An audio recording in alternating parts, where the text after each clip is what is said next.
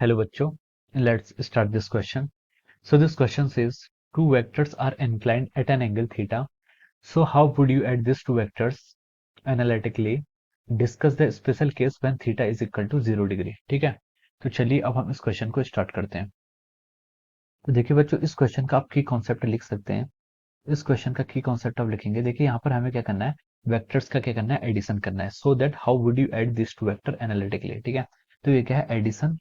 तो हम इसको लिख सकते हैं, इसका जो की कॉन्सेप्ट होगा इसको हम लिख सकते हैं एडिशन ऑफ वेक्टर्स. ब्रैकेट में लिख सकते हैं यहाँ पर हम क्या, पर एनालिटिक मेथड का हम यहाँ पर यूज करेंगे. ठीक है, this is the analytic method. Okay, तो चलिए अब हम इस क्वेश्चन को आगे प्रोसीड करते हैं. हमारे पास क्या है, देखिए दो वेक्टर्स दिए हुए हैं, जो दो vectors which are inclined at an angle theta. ठीक है, अब मान लीजिए आपके पास ये आपका एक कोई वेक्टर है, जिस अवर ए वेक्टर, मैंने इसको ए वेक्टर बोल दिया, और एक दूसरा वेक्टर है जो आपका इंक्लाइंड कर रहा है इसे थीटा डिग्री के एंगल पे. मान लीजिए ये आपका क्या है, दूसरा वेक्टर बी वेक्टर है. ओके, अब उसने क्वेश्चन में बोला है कि देखिए ए वेक्टर क्या आपका हॉरिजॉन्टल से कितना डिग्री का मतलब हॉरिजॉन्टल से कितना एंगल बना रहा है. हॉरिजॉन्टल पे ही लाई कर रहा है, तो हॉरिजॉन्टल से इसका एंगल 0 है. और बी वेक्टर मान लीजिए हॉरिजॉन्टल से आपका थीटा डिग्री बना रहा है. ठीक है, अब हमें इन दोनों वेक्टर्स को ऐड करना है. तो अब हम ऐड क्या करेंगे, अब हम यहाँ पर ट्रायंगल ऑफ एडिशन का यूज करेंगे. ठीक है, ए वेक्टर आपका मान लीजिए, ए वेक्टर को मैं इधर ला गया, मैंने इसको थोड़ा सा शिफ्ट कर लिया, ए वेक्टर आपका इधर आ गया. और बी वेक्टर को भी मैंने यहाँ पर, बी वेक्टर को मैं इस डायरेक्शन पर ला गया. ठीक है, this is our B vector by using parallel shifting. ठीक है, पैरेलल शिफ्टिंग से हमने इस वेक्टर को ऐसे दिखा दिया. ठीक है, अब देखिए जो आपका बी वेक्टर है ये हॉरिजॉन्टल से अभी भी आपका कितना थीटा डिग्री का एंगल बना रहा है. बी वेक्टर आपका हॉरिजॉन्टल से थीटा डिग्री का एंगल बना रहा है. अब हमें क्या करना है, इन दोनों वेक्टर्स को एडिशन करना है, लेकिन यहाँ पर हमें एनालिटिक मेथड का यूज करना है. ठीक है, हम यहाँ पर ग्राफिकली ऐड नहीं करेंगे. तो देखिए बी वेक्टर क्या है, थीटा डिग्री का एंगल बना रहा है विद द हॉरिजॉन्टल. तो बी वेक्टर का एक कंपोनेंट क्या होगा, आपका एक्स एक्सिस के अलॉन्ग होगा, जिसको हम हॉरिजॉन्टल कंपोनेंट बोलेंगे. और यहीं पर ए बी वेक्टर का एक कंपोनेंट क्या होगा, आपका वाई एक्सिस के अलॉन्ग भी होगा, जिसको हम क्या बोलेंगे, बी वाई. ठीक है, तो हम देखें यहाँ पर हॉरिजॉन्टल कंपोनेंट, इसको हम पहले नाम ले लेते हैं, इसको हम नाम दे देते हैं, तब ये थोड़ा इजी हो जाएगा. तो ये एज्यूम, तो हम यहाँ पर एक डिफरेंट कलर से यहाँ पर इसको नाम दे देते हैं. तो ये एज्यूम, ये आपका क्या है, पी पॉइंट है, this is our P point, this is our Q point, और ये पॉइंट आपका आर पॉइंट है. इस पॉइंट को आप एस पॉइंट यहाँ पर एज्यूम कर लीजिए. ठीक है, तो हमने यहाँ पर इनको नाम दे दिया है. अब हम इसको आगे सॉल्व करते हैं. तो देखिए जो आपका क्यू आर वेक्टर है, क्यू आर वेक्टर का कंपोनेंट, जो आपका क्यू आर मतलब आपका जो यहाँ पर बी वेक्टर है, बी वेक्टर का आपका क्यू एस के अलॉन्ग जो कंपोनेंट होगा, क्यूएस के अलॉन्ग जो कंपोनेंट होगा, हम उसको क्या लिख सकते हैं, उसको हम लिख सकते हैं, देखिए ये आपका बी वेक्टर है, क्यूएस के अलॉन्ग जो कंपोनेंट आएगा उसको हम लिख सकते हैं, क्यूएस वेक्टर को हम लिख सकते हैं बी कॉस थीटा. ठीक है, बी कॉस थीटा हम लिख सकते हैं. और जो आपका बी कंपोनेंट, जो आपका वर्टिकल कंपोनेंट आएगा, जिसको हमने यहाँ पर आर एस लिखा है, आर एस को हम क्या लिख सकते हैं, यहाँ से B sine theta. R S vector क्या हो जाएगा, आपका बी साइन थीटा हो जाएगा. अब हम क्या करते हैं, इन दोनों वेक्टर्स का एडिशन करते हैं. तो देखिए triangles law of vector addition से हम बोल सकते हैं, triangle law of vector addition से हम बोल सकते हैं, ये आपका ए वेक्टर है और ये आपका क्या है, ये आपका ए वेक्टर है पी क्यू वेक्टर, और ये आपका क्या है, बी वेक्टर है क्यू आर वेक्टर. इन दोनों का जो एडिशन होगा, उन दोनों का एडिशन करने के बाद जो हमें वेक्टर मिलेगा, वो वेक्टर आपका ऐसे होगा, this is our resultant vector. इस वेक्टर को आपने सी वेक्टर यहाँ पर ऐसे बोल दिया है. ठीक है, तो अब हम यहाँ से क्या लिख सकते हैं, जो आपका सी वेक्टर है, the resultant of this to vector A vector and B vector by using our triangles of vector addition, we can write down C vector is equal to A vector plus of B vector. ये आपका resultant आ गया है. अब देखिए, अब हमें क्या करना है, यहाँ पर इतना हमने यहाँ पर लिख लिया है, तो अब हम इसको क्या कर सकते हैं, अब हम इस यहाँ पर एक देखिए ये भी कह सकते हैं कि देखिए आपका जो यहाँ पर ट्रायंगल है, P S triangle, P S R triangle, अगर हम यहाँ पर से पी एस आर ट्रायंगल की बात करें, तो हम यहाँ पर से लिख सकते हैं, देखिए कि जो आपका पी एस जो साइड है, देखिए ये आपका क्या, right angle triangle, right angle triangle की अगर हम यहाँ पर प्रॉपर्टी यूज करें, तो हम लिख सकते हैं कि जो आपका पी एस है, पी एस का स्क्वायर प्लस यहाँ पर हम, हमारा एस आर वेक्टर है, एस आर का स्क्वायर, इसको हम क्या लिख सकते हैं, यहाँ पर से हम पी आर का स्क्वायर लिख सकते हैं, इसको हम यहाँ से पी आर का स्क्वायर लिख सकते हैं. ठीक है, अब देखिए पी एस वेक्टर क्या है, पी एस वेक्टर आपका जो बना है वो P Q vector plus Q S vector से बना है. फिगर में देख के हम बोल सकते हैं कि जो आपका पी एस वेक्टर है वो P Q vector plus Q S vector से मिलकर बना है. तो हम इसको यहाँ पर लिख लेते हैं, पी एस वेक्टर को आपका P Q plus Q S का वेक्टर का स्क्वायर. ठीक है, और यहाँ से हो गया आपका एस आर का स्क्वायर, ये हमने बोल दिया क्या, एस आर का square is equal to over P R का स्क्वायर. ये आपका क्या आ गया, पी आर वेक्टर के स्क्वायर के इक्वल आ गया. यहाँ पर इस फॉर्म को खोलते हैं तो हम लिख सकते हैं, देखिए P Q plus Q S का होल स्क्वायर को अगर हम लिखेंगे, तो हम इसे लिख सकते हैं पी क्यू का स्क्वायर ए का स्क्वायर प्लस क्यू एस का स्क्वायर, और आगे लिख सकते हैं हम 2 into P Q vector into of our Q S vector. ठीक है, यहाँ पर हमने इसको ऐसे लिख लिया.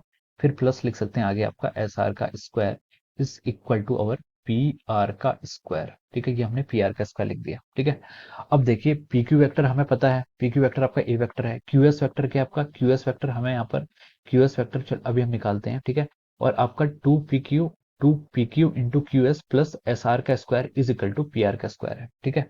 तो देखिए अब हम यहाँ पर क्या करते हैं, अब हमें क्यू एस वेक्टर को यहाँ पर से हटाना है, हमें हटाना इसलिए क्योंकि देखिए बच्चों, हमें पी क्यू वेक्टर और क्यू आर वेक्टर का सम क्या है, आपका पी आर वेक्टर के इक्वल है। तो पी क्यू वेक्टर आपका ए वेक्टर है, क्यू आर वेक्टर आपका बी वेक्टर है, और रिजल्टेंट और जो आपका इन दोनों का रिजल्टेंट आ रहा है वो क्या, सी वेक्टर है। तो क्यू एस साइड क्या है यहाँ पर हमारी, अभी हमें जो प्रूव करना है उसमें क्यू एस साइड को हम क्या करेंगे, यहाँ से हम हटाएंगे, इसको हम एलिमिनेट करेंगे। तो देखिए क्यू एस साइड को हम एलिमिनेट कैसे कर सकते हैं, हमें क्यू एस साइड को एलिमिनेट करना है, तो हम इसको एलिमिनेट कर सकते हैं। देखिए अगर हम यहाँ पर क्या लिखें, in triangle R Q S, अगर हम बात करें यहाँ पर, मैं इसको यहाँ पर लिखता हूँ in triangle R Q S, triangle R Q S में अगर हम देखें तो हम लिख सकते हैं, देखिए अगर हम यहाँ पर कॉस थीटा को डिफाइन करें, ठीक है, कॉस थीटा को डिफाइन करें तो कॉस थीटा कितना होता है, बेस अपॉन हाइपोटेनस, बेस क्या है यहाँ पर आपका क्यू एस वेक्टर है, और हाइपोटेनस क्या है यहाँ पर आपका क्यू आर वेक्टर है, हाइपोटेनस क्या आ गया आपका क्यू आर वेक्टर। तो अब हम यहाँ से लिख सकते हैं जो आपका क्यू एस वेक्टर आएगा, क्यू एस वेक्टर को हम लिख सकते हैं यहाँ से Q R into cos of theta, ठीक है।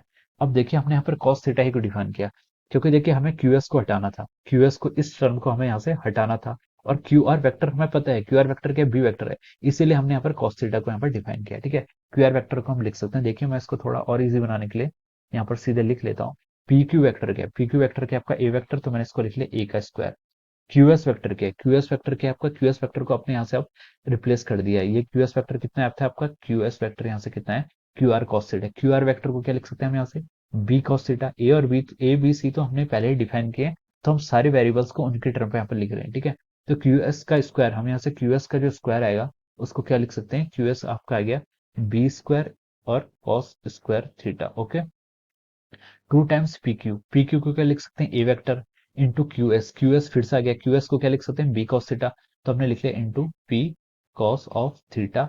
अब लिखिए plus S are vector, S R vector क्या है, एस आर का स्क्वायर, एस आर वेक्टर क्या आपका, देखिए एस आर वेक्टर भी हमें यहाँ पर, एस आर वेक्टर भी हमें यहाँ पर पता नहीं है, ठीक है। तो हम एस आर वेक्टर को भी हम यहाँ पर लिखते हैं, देखिए एस आर वेक्टर को डिफाइन करने के लिए हम कौन सा एंगल यूज करें, हम यहाँ पर साइन थीटा यूज करेंगे, ठीक है। साइन थीटा को अगर हम यहाँ पर यूज करें तो साइन थीटा से हम लिख सकते हैं सम, तो साइन थीटा का होता है आपका परपेंडिकुलर डिवाइड बाय हाइपोटेनस। तो परपेंडिकुलर क्या है आपका यहाँ पर साइन थीटा से, S R vector divide by hypotenuse, hypotenuse क्या आएगी आपके यहाँ से क्यू आर वेक्टर, और वही क्यू आर वेक्टर क्या आपका बी वेक्टर है, ठीक है। तो हम इसको ऐसे लिख सकते हैं, तो हमने यहाँ पर एस आर वेक्टर को क्या लिख सकते हैं, बी साइन ऑफ थीटा, ठीक है, ये आ गया। तो मैंने यहाँ पर क्या कर लिया, ऐसे B square sine square theta को मैंने यहाँ पर ऐसे रिप्लेस कर दिया, और इन दोनों का जो एडिशन आएगा वो किसके इक्वल आ रहा है, पी आर का स्क्वायर यानी कि आपका सी का स्क्वायर, ठीक है।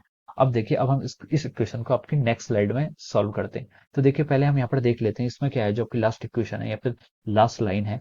देखिए A square plus B square cos square theta plus two A B cos theta plus B square sine square theta. देखिए B square cos square theta plus B square sine square theta को हम B square लिख सकते हैं, क्या लिख सकते हैं, बी स्क्वायर लिख सकते हैं। तो हम इस लास्ट लाइन को लिखेंगे A square plus B square plus two A B cos theta is equal to C square, ठीक है। तो मैंने यहाँ पर लिख लिया इसको, A square plus B square plus two A B cos theta is equal to our C square. तो ये क्या आ गया आपका, दो वेक्टर्स का क्या आ गया आपका यहाँ पर, ये रिजल्टेंट मैग्नीट्यूड आ जाएगा, और सी के यहाँ पर आपका देखिए सी के आपका जो इनका रिजल्टेंट है। तो हम यहाँ से सी का मैग्नीट्यूड अगर लिखना चाहें तो सी का मैग्नीट्यूड हम लिख सकते हैं, C is equal to root of our A का स्क्वायर प्लस बी का square plus two A B cos theta, ठीक है। ये क्या जाता है आपका रिजल्टेंट ऑफ टू वेक्टर्स। अगर आपको resultant of two vectors define करना है तो ये आपका क्या जाता है, रिजल्ट आ जाता है। ये बहुत ही आपकी इंपॉर्टेंट इक्वेशन है। ये आपके किसी भी दो वेक्टर्स को जोड़ने की जो इक्वेशन होती है, एडिशन की जो इक्वेशन होती है, ये होती है, ठीक है। Root of a square plus B square plus two A B cos theta where c is the resultant of this to vector. तो देखिए हमने यहाँ पर रिजल्टेंट का मैग्नीट्यूड तो निकाल दिया, लेकिन देखिए वेक्टर्स में क्या होता है, सिर्फ मैग्नीट्यूड ही नहीं होता, क्या होता है, डायरेक्शन भी होती है। तो चलिए अब हम उसके डायरेक्शन की तरफ फोकस करते हैं, ठीक है। तो डायरेक्शन को हम पहले यहाँ पर डिफाइन कर लेते हैं। डायरेक्शन क्या होगी, जो आपका रिजल्टेंट वेक्टर है वो आपका हॉरिजॉन्टल वेक्टर से जो एंगल बनाएगा वही डायरेक्शन होती है। मान लीजिए इस डायरेक्शन, ये आपकी डायरेक्शन है, ठीक है। रिजल्टेंट वेक्टर सी वेक्टर है, हॉरिजॉन्टल क्या है आपका ए वेक्टर, उससे जो डायरेक्शन बनाएगा वो आपकी रिजल्टेंट है। इस एंगल को मैंने रिजल्टेंट को मैंने अल्फा मान लिया, ठीक है। ये आपकी डायरेक्शन दिखा रहा है। अब मुझे यहाँ पर क्या करना है, अल्फा निकालना है। अल्फा को कैसे निकाल सकता हूँ मैं, टेन अल्फा करके हम यूज करके इसको निकाल सकते हैं, ठीक है। तो देखिए मैं यहाँ से टेन अल्फा को डिफाइन करूंगा, टेन अल्फा क्या लिख सकता हूँ यहाँ से मैं, R S vector divide by over P S vector, R S vector divide by P S vector, ठीक है। टेन अल्फा क्या होता है, परपेंडिकुलर बाई बेस, परपेंडिकुलर है आपका are S vector divide by P S vector. तो यहाँ से मैं लिख सकता हूँ टेन अल्फा को, यहाँ से मैं पेन चेंज करके लिखता हूँ, टेन अल्फा को क्या लिख सकता हूँ मैं यहाँ से, are S vector divide by are S vector divide by our P S vector, ठीक है। ये हमने क्या कर दिया यहाँ पर टेन अल्फा को ऐसे डिफाइन कर दिया, ठीक है। तो चलिए अब हम इसको आगे आगे लिखते हैं। अब देखिए आर एस वेक्टर को हमने यहाँ पर क्या लिखा, आर एस वेक्टर ही रहने दिया, और आपका पी एस वेक्टर को क्या लिख सकते हैं हम, पी एस क्या है, पी एस है आपका पी क्यू, मैं अगर यहाँ पर डिफाइन करूँ, पी एस वेक्टर आपका क्या है, पी एस वेक्टर को हम लिख सकते हैं आपका P Q vector plus of our Q S vector, ठीक है। तो देखिए पी क्यू वेक्टर आपका क्या है, ए वेक्टर है, उसको मैंने ए वेक्टर से डिनोट कर दिया, और क्यू एस वेक्टर को क्या लिख सकता हूँ, बी कॉस थीटा लिख सकते हैं। क्यूएस देखिए इस इक्वेशन से, ये यहाँ से हम क्यूएस को क्या लिख सकते हैं, बी कॉस थीटा। देखिए हम वेरिएबल्स को तभी रिप्लेस कर रहे हैं जब हमें जो हमने वेरिएबल्स स्टार्टिंग में यूज किए थे एबीसी, हम उन्हीं के टर्म पे इन्हें लाना, मतलब हम उन्हीं के टर्म पे फाइनल रिजल्ट ला रहे हैं, इसलिए हम इन सब वेरिएबल्स को अननोन वेरिएबल्स हैं, इनको हम यहाँ पर रिप्लेस कर रहे हैं, ठीक है। तो इसलिए इनके करने का पीछे का जो रीजन है वो यही रीजन है, ठीक है। अब देखिए अभी हमने क्या करता है, टेन थीटा डिफाइन करना है, तो टेन थीटा क्या था आपका, परपेंडिकुलर बाय बेस, परपेंडिकुलर क्या था आपका आर एस वेक्टर। अब हम यहाँ पर से आर एस वेक्टर को भी यहाँ पर क्या करते हैं, रिप्लेस करते हैं। आर एस वेक्टर को क्या लिख सकते हैं, आर एस वेक्टर को हम लिख सकते हैं, देखिए आर एस वेक्टर को हमने यहाँ पर लिखा है बी साइन थीटा, ये देखिए उसके नीचे वाली इक्वेशन में एस आर वेक्टर या फिर आर एस वेक्टर को हमने क्या लिखा है, बी साइन थीटा। तो ये आपका आ गया बी साइन थीटा, ठीक है। तो देखिए टेन अल्फा डायरेक्शन क्या थी उसकी, परपेंडिकुलर बाय बेस, परपेंडिकुलर है आर एस वेक्टर, बेस है पी एस वेक्टर। तो आर एस वेक्टर क्या है, बी साइन थीटा, और पी एस वेक्टर क्या है, a plus b cos theta. तो हम नेट डायरेक्शन लिख सकते हैं b sine theta divide by a plus b cos theta. तो मैंने इसको लिख लिया यहाँ पर, b sine theta divide by a plus b cos theta, ठीक है। यहाँ पर आपको थीटा और अल्फा का मतलब पता होना चाहिए, ठीक है। थीटा आपका ए और बी के बीच का एंगल है, और अल्फा आपका रिजल्टेंट का एंगल है विद द ए वेक्टर या फिर जो आपका हॉरिजॉन्टल वेक्टर है, ठीक है। तो ये आपको क्या दे रहा है, this is giving us the direction, और जो आपका फर्स्ट इक्वेशन वन है, सेकंड टू तो आपको डायरेक्शन दे रही है, और जो आपकी इक्वेशन वन है ये क्या दे रही थी आपको, मैग्नीट्यूड फाइंड आउट करके बता रही थी, ठीक है। सो this is first one is giving the magnitude of the vector, और सेकंड क्या दे रही है आपको, डायरेक्शन ऑफ द वेक्टर दे रही है, ठीक है। तो हमने यहाँ पर प्रूव कर दिया। अब उसने हमसे एक स्पेशल केस के लिए बोला है कि discuss the special case when theta is equal to zero, जब आपका थीटा जीरो के इक्वल होगा।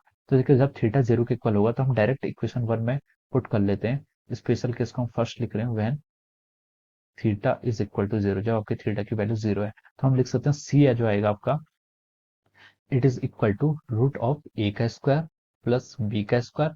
थीटा एक जीरो है, तो ठीक है कॉस जीरो कितना होता है, वन होता है, इसको हम लिख सकते हैं टू ए बी, ठीक है। A square plus B square plus two A B, यहाँ पर आपका ये इतना आ जाएगा, ठीक है। अब यहाँ पर आपका थीटा जीरो है तो हम इसको लिख सकते हैं, या कितना आ जाएगा, ए प्लस बी का whole square root of a plus B का होल स्क्वायर, या फिर हम इसको डायरेक्ट लिख सकते हैं ए वेक्टर प्लस बी, ठीक है। तो जो आपका रिजल्टेंट आएगा सी, वो कितना आ जाएगा आपका ए प्लस बी, ये आपका क्या आएगा, रिजल्टेंट आ गया, मैग्नीट्यूड आ गया, ठीक है। This is the magnitude. अब हम यहाँ पर क्या कर लेते हैं, डायरेक्शन ही फाइंड आउट कर लेते हैं।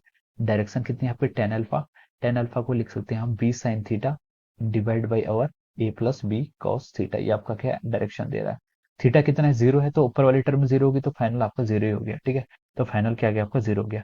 तो यहाँ पर आपका निकल गया जो आपका ये आएगा, तो इनकी डायरेक्शन क्या आएगी, जीरो डिग्री, मतलब ये वेक्टर के आपके सेम ही लाइन के अलॉन्ग लाई कर रहे हैं, ठीक है। उनके बीच का एंगल जीरो है का मतलब, जैसे आपका ए वेक्टर आपका अगर इस डायरेक्शन में है तो बी वेक्टर भी आपका सेम उसी डायरेक्शन में है, तो जब उनका रिजल्टेंट आएगा वो भी क्या आएगा, सेम डायरेक्शन में आएगा, तो वही आपका डायरेक्शन डिनोट कर रहा है। और जो सी वेक्टर होगा वो ए वेक्टर प्लस बी वेक्टर, इन दोनों वेक्टर को अगर हम ऐड करें तो इसका मैग्नीट्यूड ऐसे आगे बढ़ जाएगा, थोड़ा सा सी वेक्टर हो जाएगा, इन दोनों को ऐड कर लेंगे हम, ठीक है। सो दिए आपका क्या हो गया, आंसर हो गया। So this is how we have proved solve this question.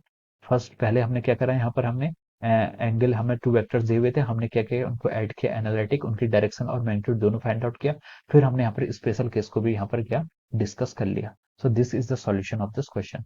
So I hope you all understood this concept. All the very best and thank you so much.